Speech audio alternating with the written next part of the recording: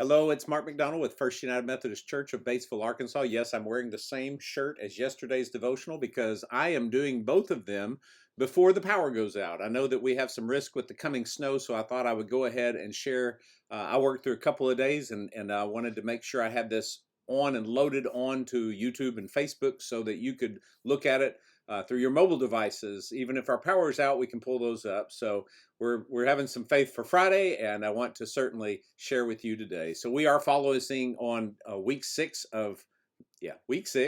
day 4. I'm going to have to put those things up on the thing so I don't have to remember them. And this time, obviously, you noticed I remembered to put my actual name in there instead of just name and description. It's been a busy week, hasn't it? It's been a different kind of week. Today, we follow through with a concept of spiritual markers. Now, I struggle with this one too, but I realized as I looked through that spiritual markers are the things I thought of, really tangible things that we put in place. And of course, in church, we have lots of those. We have plaques on the walls, we have crosses, we have pews, we have things that become so important to us, they become spiritual markers for us. And I struggle with that. I don't think that closing the church during COVID made the church any less responsible for our mission. As a matter of fact, the church grew faster in its early years than we do now, and they didn't have the buildings. But then I began to realize that the concept of spiritual markers in our workbook is not so much about things. There are definitely tangible illustrations of spiritual markers, but it's really why we have them there. It's because spiritual markers represent the choices we make that are more geared toward what we talked about yesterday, the truth with a capital T. Those choices are represented. And so today I want to share with you something called the Wesleyan quadrilateral.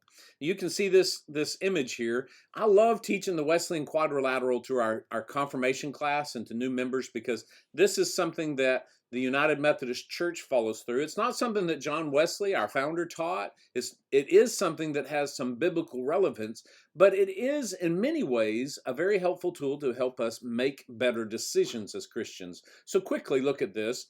Scripture is in the big outside circle. And that is to remind us that Scripture is one of those things that we use to make our spiritual decisions, or all decisions.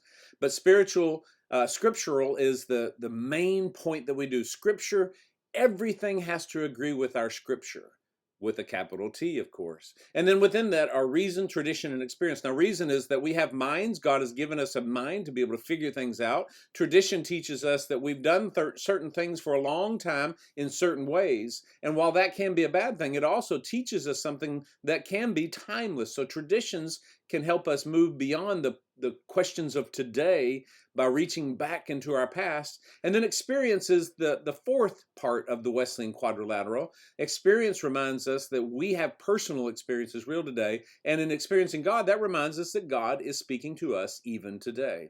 Well, I want to share that today because not all of you are Methodists, but it is one of those guiding points of my life that I find powerful. And it helps us today, especially as we go through this and start to make a spiritual inventory in our workbook. It's looking back over our lives and figuring out what the spiritual markers are. So in other words, what are the choices that you made that had a spiritual impact? What choices did you make because you made them as a spiritual choice? And what choices did you make that had a spiritual impact? It's a powerful way to start looking at the world differently. And as we continue this lesson for the week of learning to hear how God speaks to us today, it's very important to understand as we look back to see how we have spiritual markers. I hope it's helpful for you today, and I hope that you're a blessing today.